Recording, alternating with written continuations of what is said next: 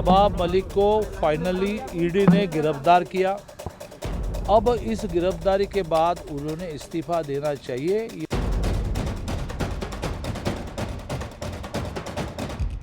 ये भारतीय जनता पार्टी जिस समय घबराती है, झूठे मुकदमे लगा करके जेल भेजती है।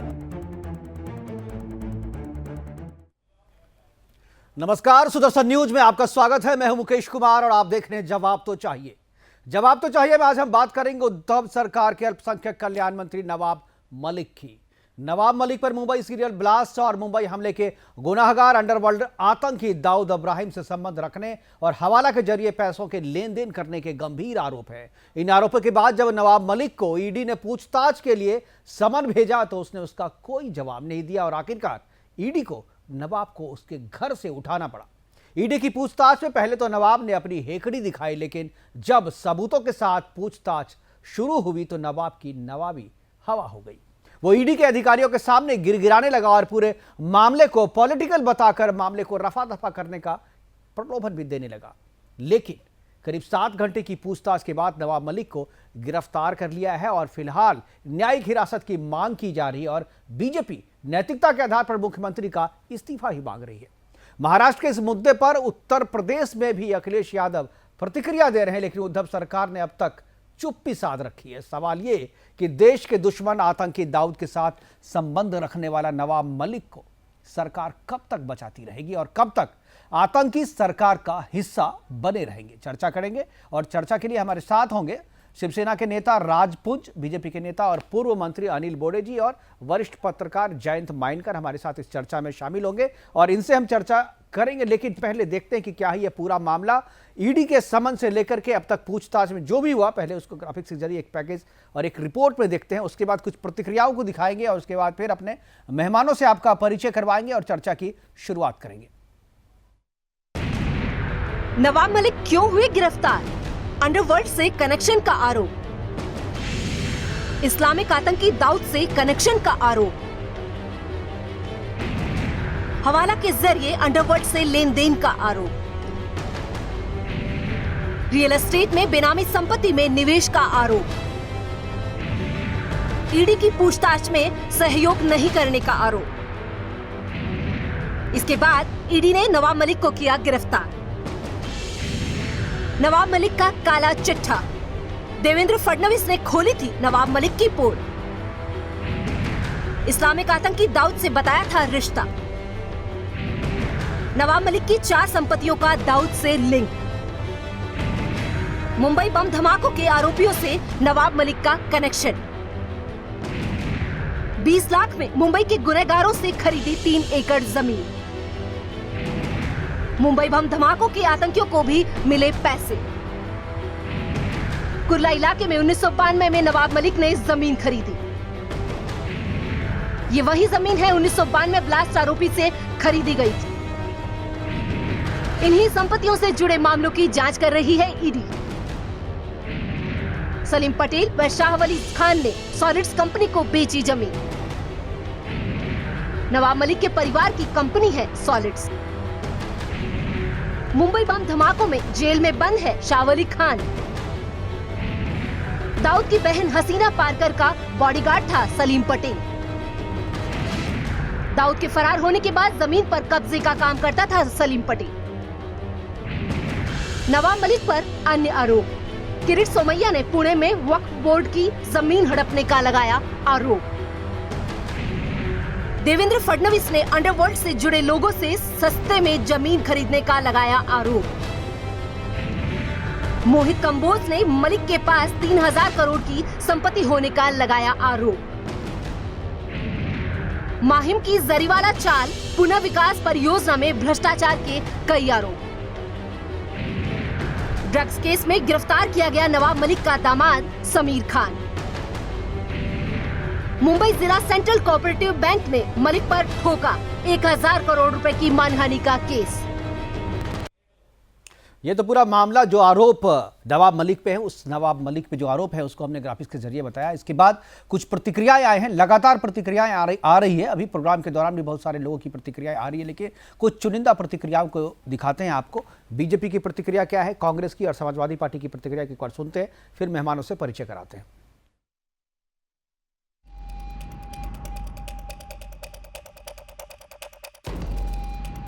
सवाल आज सिर्फ इतना पैदा होता है कि यदि नवाब मलिक के पास छुपाने के लिए कुछ नहीं था तो वो कोऑपरेट करते एजेंसीज के साथ, परंतु एक तो उन्होंने इस प्रकार का ट्रांजैक्शन, इस प्रकार की property dealing Dawood Ibrahim gang के लोगों के साथ की, और वो लोगों के साथ जिनको कन्विक्ट किया गया है, कौड़ियों के दाम पर करोड़ों की जमीन खरीदी गई। ये वही लोग हैं जिन्होंने मुंबई को दहलाया, जिन्होंने मासूम निर्दोष मुंबईकरों की जान ली।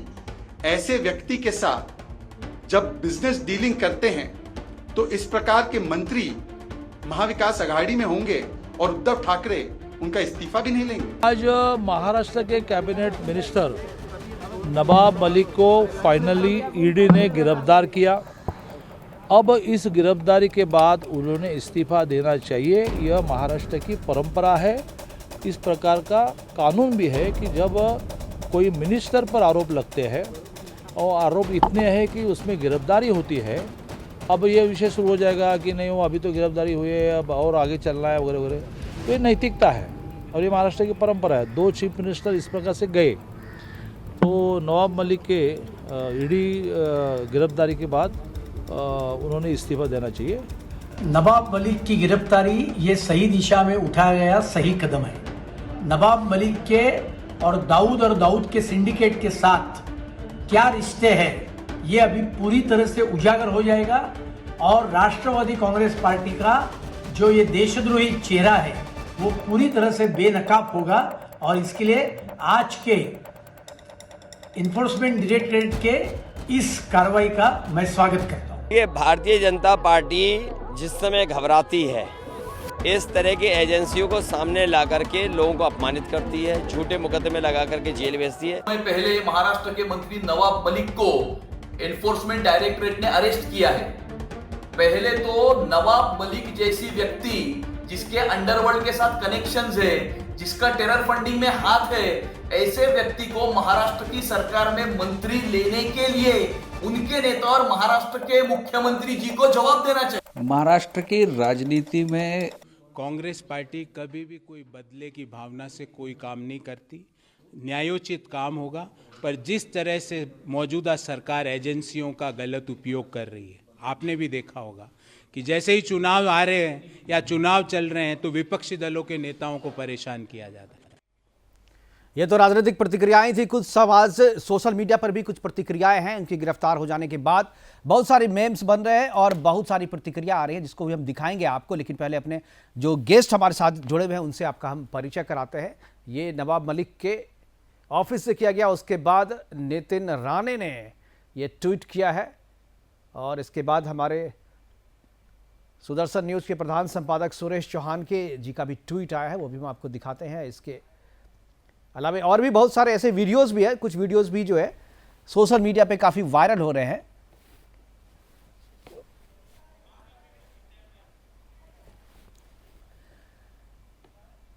तो ये इस तरीके के, चूंकि ईडी के बुलावे पे वो नहीं आ रहे थे, उसके बाद ईडी ने उन्हें गिरफ्तार किया। उसके बाद बहुत सारे लोग इसको इस तरीके से मेम बना करके सोशल मीडिया पे अपने अपनी बातें अपने अपने तरीके से रख रहे हैं। हमारे साथ मेहमान सारे जुड़ गए हैं, सभी मेहमानों का स्वागत है।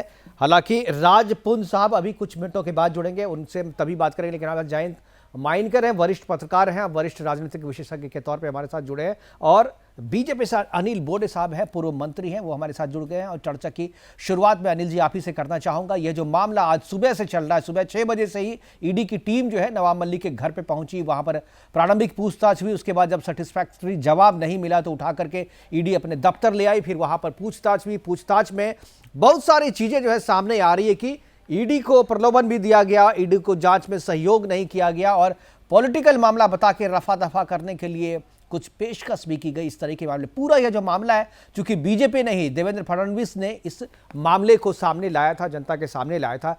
आप लोग इस्तीफे की मांग कर रहे हैं, लेकिन अगर इस्तीफा नहीं देते, अभी तक सरकार ने चुप्पी साध रखी है, किसी भी तरीके की कोई प्रतिक्रिया सरकार की तरफ से नहीं आई है, क्या करेगी बीजेपी? क्या सरकार पे इस्तीफा डालने के लिए दबाव बनाएगी या नवाब मलिक के निष्कासन से मान जाएगी? उद्धव ठाकरे सरकार का दूसरा मंत्री है। पहले अनिल देशमुख है, 100 करोड़ के भ्रष्टाचार वसूली में वो अंदर गए, और दूसरे मंत्री है नवाब मलिक। देवेंद्र जी फडणवीस जो विरोधी पक्ष नेता है, उन्होंने दिवाली के वक्त ही जो आरोप लगाए थे, ईडी को जो कागजात दिए गए थे कि नवाब मलिक ने मुंबई जैसे शहर में 25 रुपए स्क्वायर फुट से जमीन खरीदी की, बिल्कुल, कि 3 एकड़ जमीन 30 लाख रुपए की खरीदी की। आज तो मुंबई में 30 लाख में एक फ्लैट भी नहीं मिलता। तो ये जरिया था कि जो आतंकवादी है, जो देश विरोधी ताकतें हैं, जिन्होंने मुंबई में दंगल की है, वो लोगों को पैसा कैसा सप्लाई की जाए। नवाब मलिक नकाब पहन के राजकारण में आया हुआ है, लेकिन वो सच बताए तो वही गिरोह का एक सदस्य है, बीडी गिरोह का एक सदस्य है। सिर्फ प्रोटेक्शन के लिए एक राष्ट्रवादी कांग्रेस पार्टी उन्होंने अपनाई है, और उसके कारण जब ये सब कच्चा चिट्ठा निकलता है तो उसके बाद में ये सभी कनेक्शन, डी गैंग से जो कनेक्शन है, वो कनेक्शन सामने आना शुरू हो जाते हैं। और उसकी वजह से नवाब मलिक को आज ईडी ने अरेस्ट किया, वो कोई अचंभे की बात नहीं है। लेकिन इसके माध्यम से अभी उद्धव ठाकरे सरकार ने एक्चुअली उनको मंत्रिमंडल से निकालना चाहिए, और समझो नहीं निकालेंगे तो भारतीय जनता पक्ष से जैसा अनिल देशमुख के वक्त उनको निकाला नहीं गया था, इस्तीफा नहीं दे रहे थे, उस वक्त पूरे महाराष्ट्र में आंदोलन किए थे, तो वैसा ही हमें करना पड़ेगा, क्योंकि नैतिकता इस सरकार में रही नहीं है। और कुछ भी हो गया, इनको अरेस्ट किया, इनके कच्चे चिट्ठे बाहर निकाले, भ्रष्टाचार बाहर निकाला, तो इनका बोलना शुरू हो जाता है कि विंडिक्टिव एटीट्यूड से काम कर रहे करके।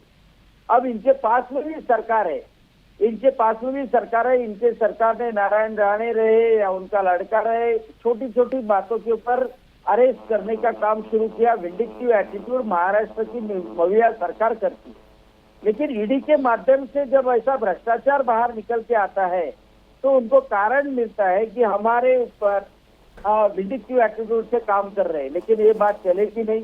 जो सामने आया है, जो सामने दिख रहा है, जो कोर्ट को दिख रहा है, जो कोर्ट को सच्चाई सामने आ रही, उसके लिए वो जिम्मेदार है और उनको अंदर जाना पड़ रहा है। तो इसलिए बिल्कुल अनिल जी, लेकिन एक सवाल टाइमिंग को लेकर के सवाल उठाया जा रहा है विपक्ष की तरफ से। विपक्ष कह रहा है कि जो केंद्र सरकार है वो केंद्रीय एजेंसियों का दुरुपयोग कर रही है, ईडी का, सीबीआई का, और अपने विपक्षियों को कसने के लिए, और हर एक चुनाव से पहले विपक्षियों पर लगाम लगाने के लिए, यार विपक्ष को कमजोर करने के लिए सरकार केंद्रीय एजेंसी का उपयोग करती है। नवाब मलिक के ऊपर ईडी की जो ये कार्रवाई है, इसको भी उसी से जोड़ के देखा जा रहा है। कांग्रेस भी यही बात कर रही है, और उत्तर प्रदेश में चुनाव है, अखिलेश यादव ने भी प्रतिक्रिया दी है कि चुनाव से पहले यह जो है एक पॉलिटिकल मामला है, विपक्ष पर हमला करके इसको पोलराइज करने की कोशिश कर रही है बीजेपी। केंद्रीय एजेंसी ईडी रहे, सीबीआई रहे, समझो दुरुपयोग करती होगी तो माननीय कोर्ट है, न्यायालय वही जायज है ऐसा बताता है। न्यायालयीन कोठड़ी देती है, न्यायालय पनिशमेंट देती है। लालू प्रसाद यादव जी के वक्त भी ऐसा ही बताया गया था।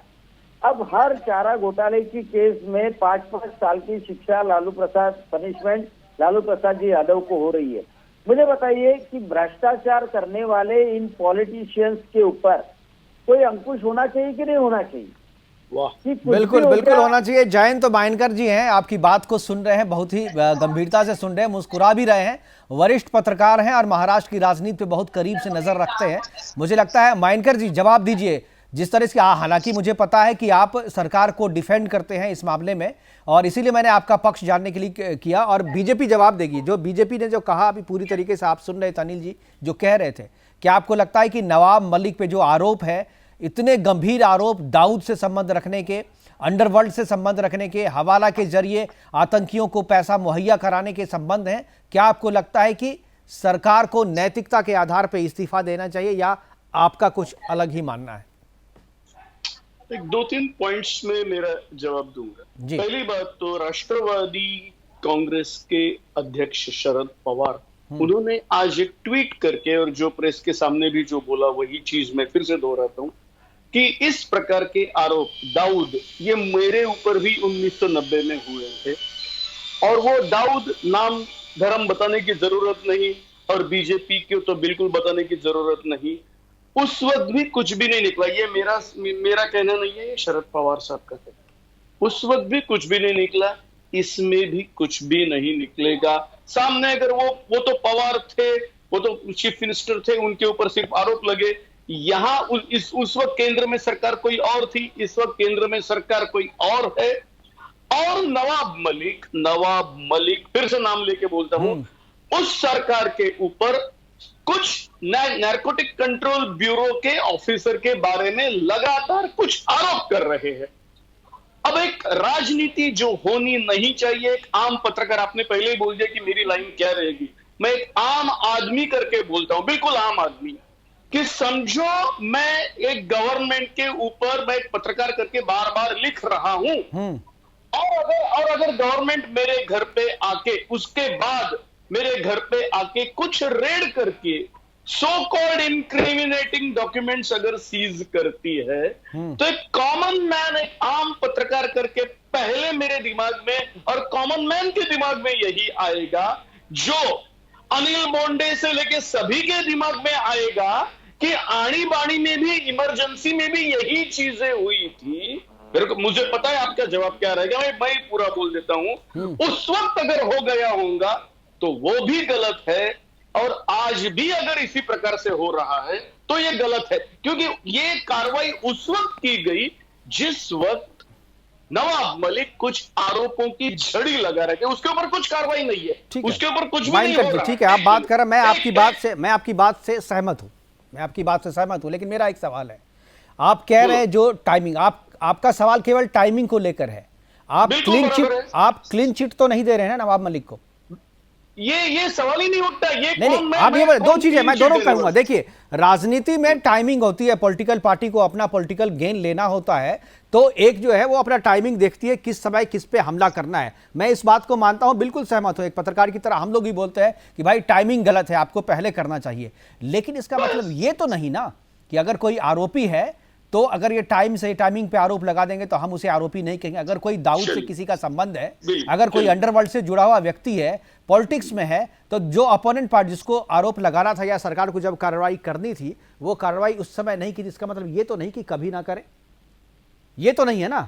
आप ये बताइए कि आप नवाब मलिक को मानते हैं कि नहीं कि उनका संबंध अंडरवर्ल्ड से है, या जो लेन देन जो ईडी जो कह रही है, अगर वो इतना ही निष्पक्ष होते, इतना ही अगर दूध के धुले होते, तो ईडी ने जब समन जारी किया था तो उनको आना चाहिए ना अपनी बात रखने के लिए, क्यों नहीं आया? एक मिनट, अभी मैं जवाब दूं। मैं वही जवाब देने वाला था, तब आपने मेरे को पूरा लोडेड सवाल पूछ लिया। धन्यवाद, आपने ये भी माना कि मैं लाइन पे हूं। टाइमिंग गलत है, ये आपने माना, मैं आपको धन्यवाद देता हूं। अभी जो सच होता है ना, मैं तो उसको बोलता हूं, लेकिन जो आपको सूट नहीं करता है, हम दोनों मानते हैं।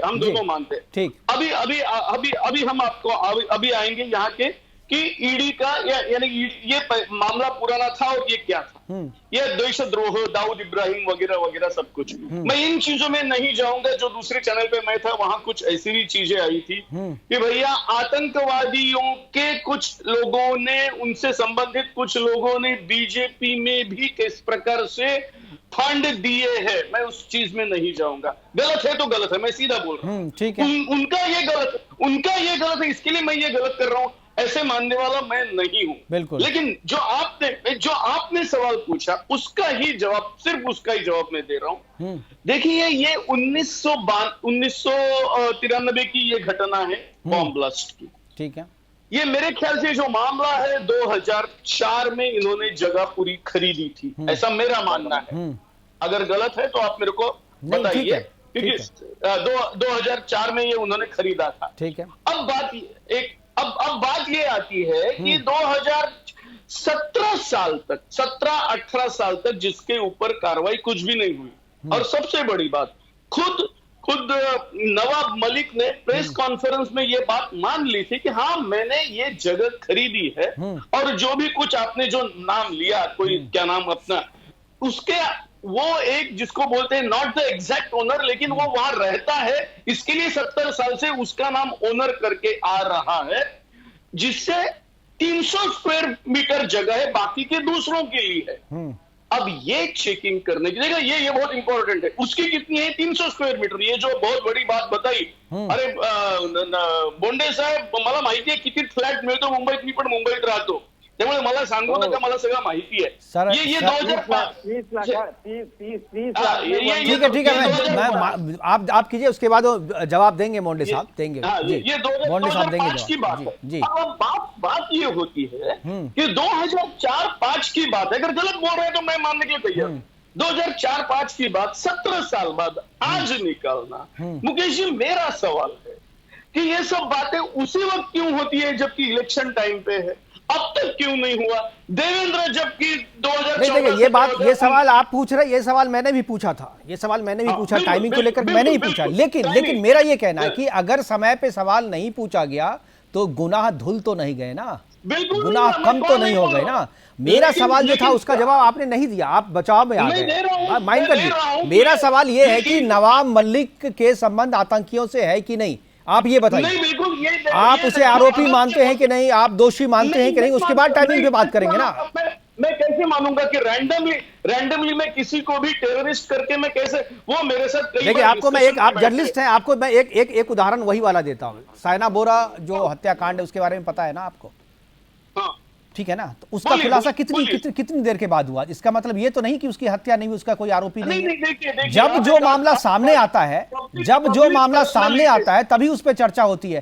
ठीक है, पॉलिटिकल पार्टी, मैंने कहा पॉलिटिकल पार्टी सेलेक्ट करती है टाइमिंग का, ये उनका अपना राइट है, क्योंकि उनको राजनीति भी करनी है और जनता की याददाश्त कितनी कमजोर होती है वो आप भी जानते हैं और हम भी जानते हैं। राजनीतिक पार्टियां सही समय का मौके की तलाश में होती है कि कब हम जनता को बताएं कि चुनाव में उसका फायदा उठा सके, और चुनाव के लिए ही, सत्ता में आने के लिए राजनीतिक पार्टियां बनती है, समाज सेवा तो केवल बहाना है। इसलिए मैं इसको एग्जाम्प्ट करता हूं, मैं एग्जाम्प्ट करता हूं। तो मैं कह रहा हूं कि आप दोषी है कि नहीं, नवाब मलिक के संबंध आतंकियों से है कि नहीं, दाऊद इब्राहिम से नवाब मलिक के संबंध है कि नहीं, जिसने मुंबई पे हमले कराया, जो सीरियल ब्लास्ट का आरोपी है, उसकी जमीन को अगर खरीदता है, अगर वो करोड़ों की जमीन को लाखों में खरीदता है, तो क्या ये आरोप सही नहीं है कि उनके संबंध है? आप कह रहे हैं कि भाई कम, क्या जो जितने पैसे में खरीदा गया, क्या आपको और हमको वो मिल जाएगी क्या उतनी, अगर आज मैं खरीदना चाहूं तो मिलेगा? अगर वो टाइम देखो किस टाइम पे खरीदा। ठीक है, हमारे साथ आप देखिए जिनकी मांग कर रहे थे और हम जिनका इंतजार कर रहे थे, राजपुंज जी जुड़ गए हैं मेरे ख्याल से। सारे सवाल उन्हीं से। राजपुंज जी स्वागत है आपका, देर से आए लेकिन दुरुस्त आए आप।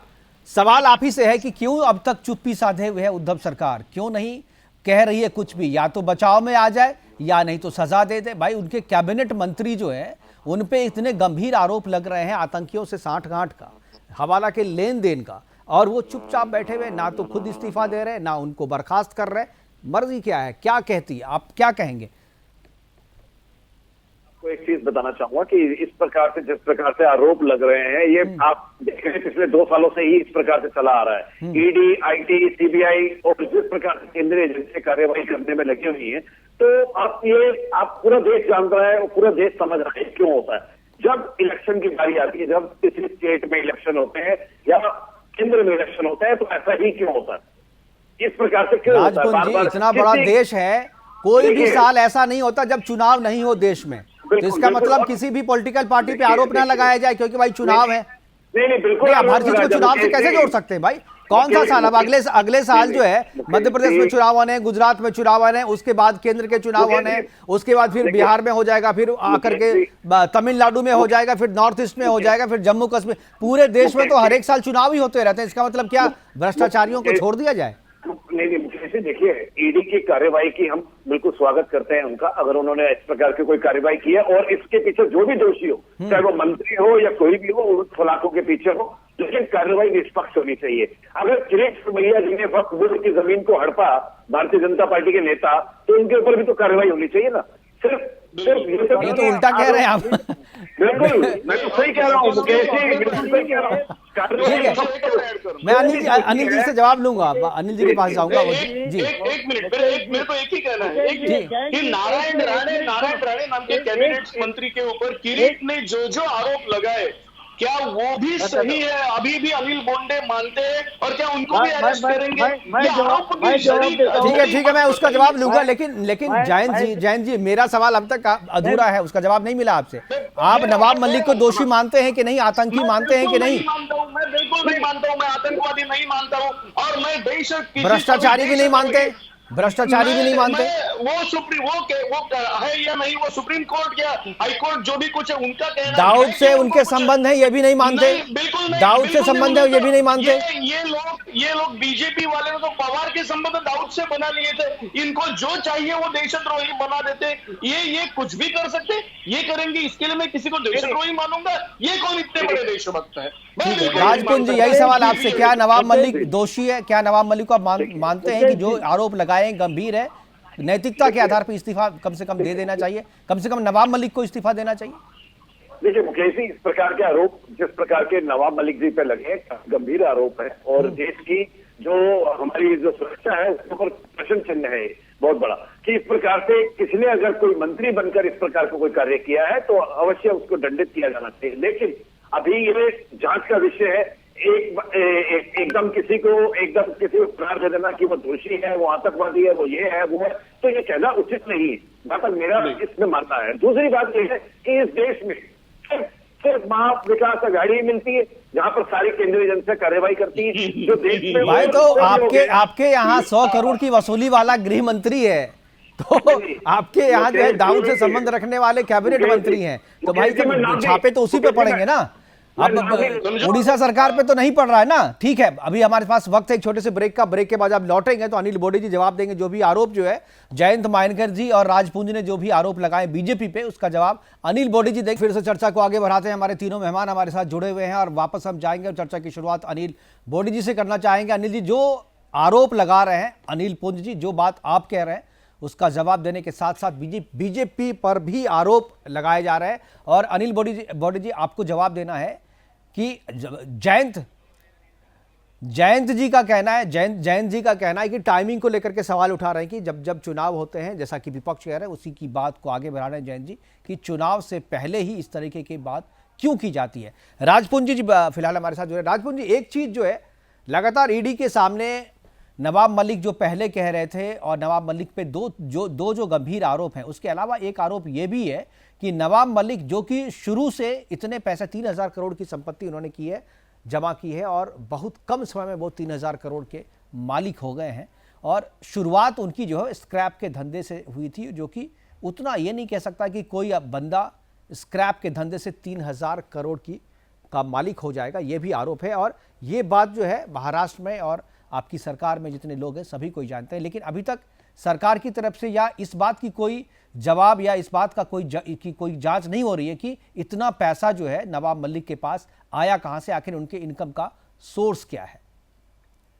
देखिए मुकेश जी, मैं एक चीज आपको बताना चाहूंगा कि स्क्रैप के बिजनेस में अगर किसी ने कोई पैसा कमाया है, कोई जिसे हम कबाड़ी का कार्य कहते हैं, जिससे उन्होंने अपने जीवन की शुरुआत करी नवाब मलिक जी ने, तो अगर किसी कबाड़ी का काम किया, हो सकता है वो कबाड़ कॉपर का हो, किसी चीज का हो, किसी भी मेटल का हो, और वो करोड़ों अरबों रुपए में बिका हो, उसके तहत हम नहीं जाएंगे, ये जांच का विषय, और उसमें जो भी कार्रवाई करेगी ये स्वागत है उसका, और आईटी जो भी कार्रवाई करेगी उसका भी स्वागत है। लेकिन सबसे बड़ी बात यह है कि इस देश में कुछ ऐसे लोग हैं जिनको मैं बोलूंगा तो फिर भारतीय जनता पार्टी के जो हमारे प्रवक्ता है वो थोड़ा सा उनको चुभेगा, जो हमारे पूर्व में मंत्री रहे, कि अगर एक अकाउंट था, करंट अकाउंट खुला, उस करंट अकाउंट में बहुत ही मात्र कुछ पैसे रुपए जमा हुए थे, और उसके बाद उसके अंदर 60 करोड़, और फिर उसके बाद आज हजारों करोड़ में वो खेल रहा है करंट अकाउंट, और वो किसका है मैं नाम नहीं लेना चाहूंगा, वो समझ गए होंगे या पूरा देश जानता है वो किसका अकाउंट है। तो इस देश के बहुत ही नामी व्यक्ति हैं, इस देश की सत्ता को जो चलाते हैं,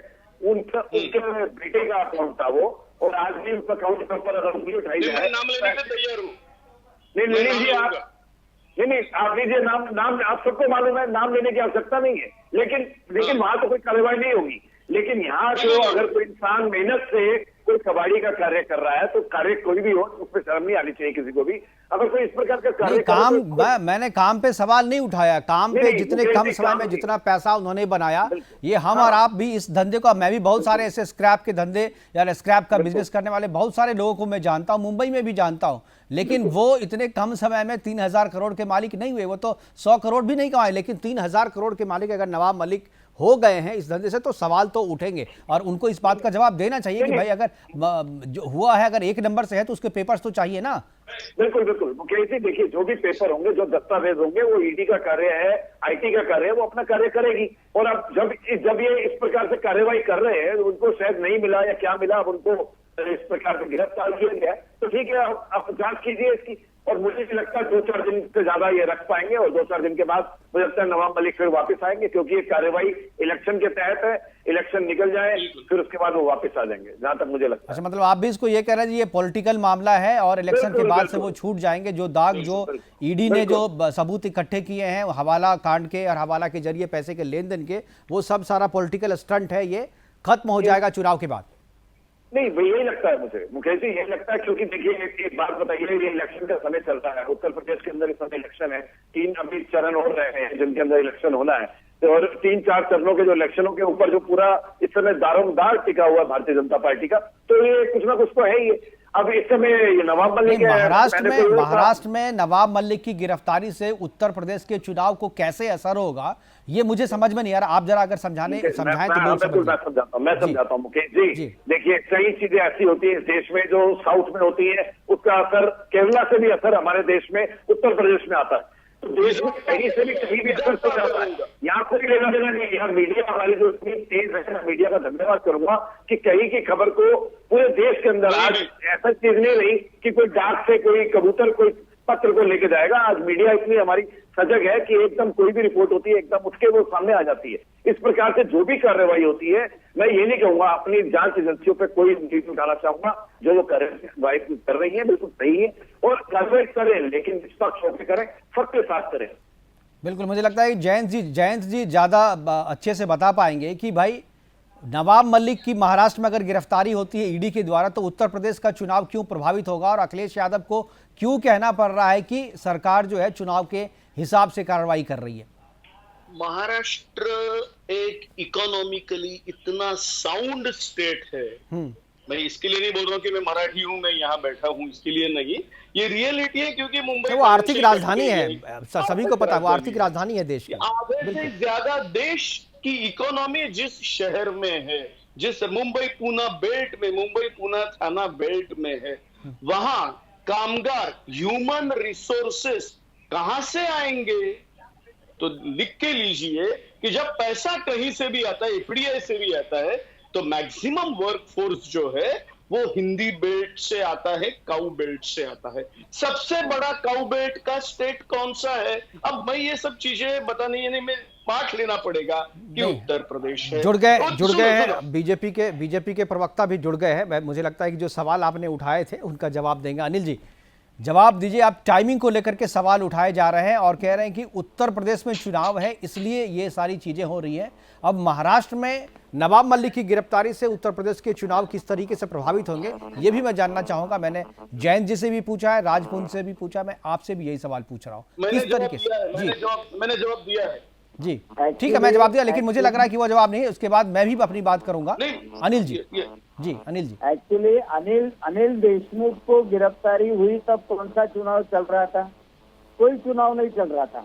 अब इसकी बात ऐसी है कि अनिल देशमुख रहे या सुशांत सिंह राजपूत का प्रकरण रहे, हर चीज को वो चुनाव से जोड़ते हैं, यही इनकी आदत है। एक बात आपको बताना चाहता हूँ मुकेश जी, कि समझो ये सेंट्रल एजेंसी नहीं रहती थी, एनआईए और ईडी नहीं रहती थी, तो एंटीलिया केस सॉल्व नहीं होता था। मनसुख हिरेन की हत्या किसने की है मालूम नहीं पड़ता था। जयंत जी ख्याल से सुनिए, क्योंकि शिवसेना के यानी जो मुख्यमंत्री उद्धव जी ठाकरे, ये तो बोलते थे कि सचिन वाजे का दाऊद है, सचिन वाजे के आतंकवादी है, परमवीर सिंह तो बहुत अच्छा अधिकारी है, उसको तो मेडल मिलना चाहिए। ये बोलने वाले यही अनिल देशमुख है। अनिल देशमुख ही बोलते थे, समझो एनआईए और ईडी नहीं आती थी तो राज्य सरकार की कोई यंत्रणा एंटी लिया की केस सॉल्व नहीं करती थी। या तो मनसुख हिरेन की जान जाने के बाद में भी, मनसुख हिरेन की बॉडी मिलने के बाद में भी कोई पता नहीं चलता था। कहाँ मालूम होता था कि बिल्कुल हर एक चीज को चुनाव से देखना जो है, वो चुनाव से जोड़ना जो है, पॉलिटिकल पार्टी जोड़ती रहती है। हमारे पास समय की कमी है, समय की कमी है। जैन जी ठीक है, समय अब 30 सेकंड में आप जवाब, हमारे पास समय की कमी है, प्रोग्राम को वाइंड अप करने के लिए। देखिए, अगर मैं इस चैनल पे उस वक्त मुकेश जी ने मेरे को बुलाया नहीं था, लेकिन जो जो आपने बोला है, सचिन वाजे या उद्धव ने किसी को ओसामा बिन है क्या ऐसा पूछना या जो भी कुछ है, हर एक चीज का किसी भी चैनल पे या अपने आर्टिकल के द्वारा मैंने अपोज किया है। एक पहली बात। दूसरी बात मैं आपको एक पूछता हूँ, आपने यहाँ सवाल उठाया गया कि इतना पैसा कहाँ से? इसलिए आप मविया सरकार की वकीली मत कीजिए कभी भी, क्योंकि वो आपको संकट में डाल सकती है। ये गलत है, ये आरोप भी गलत है। ये बोलना कि अगर मैं बोल रहा हूँ कि मैंने अपोज किया, आप बोलते मैंने वकालत की है। अब ये दूसरी बात नहीं, अभी तो प्रोग्राम में आप वकालत कर रहे हैं, अभी तो आप प्रोग्राम में वकालत कर रहे हैं। आप ये मानने को तैयार नहीं है कि नवाब मलिक के जो संबंध है वो आतंकवादियों से हैं, दाऊद इब्राहिम के जो रिश्तेदार हैं मुंबई में उनसे हैं।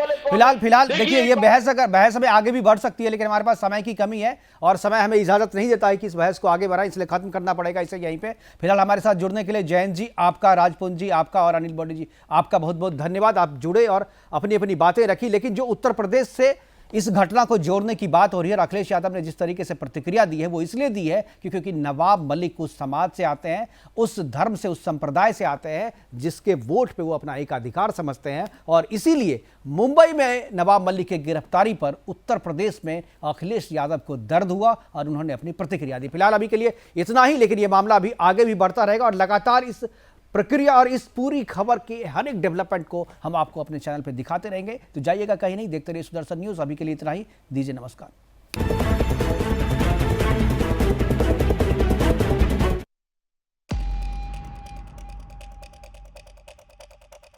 नवाब मलिक को फाइनली ईडी ने गिरफ्तार किया।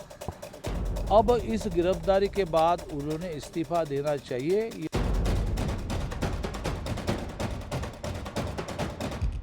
ये भारतीय जनता पार्टी जिस समय घबराती है, झूठे मुकदमे लगा करके जेल भेजती है,